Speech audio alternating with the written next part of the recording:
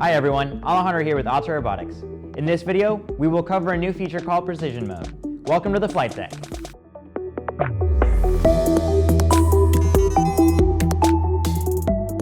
Capturing cinematic shots can be a challenge if you're new to flying.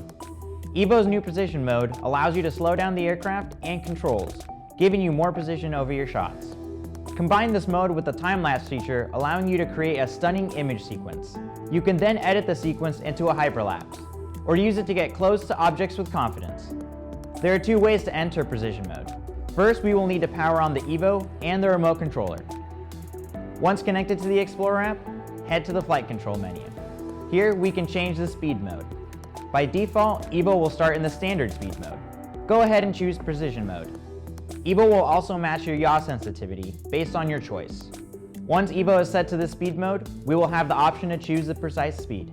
Here we can choose between 3 to 9 miles per hour. If you're flying Evo without a mobile device, you can enter Precision Mode via the remote controller. Scroll over to the gear icon and enter the settings menu. Here we can scroll to the flight control menu and change the speed mode to Precision Mode.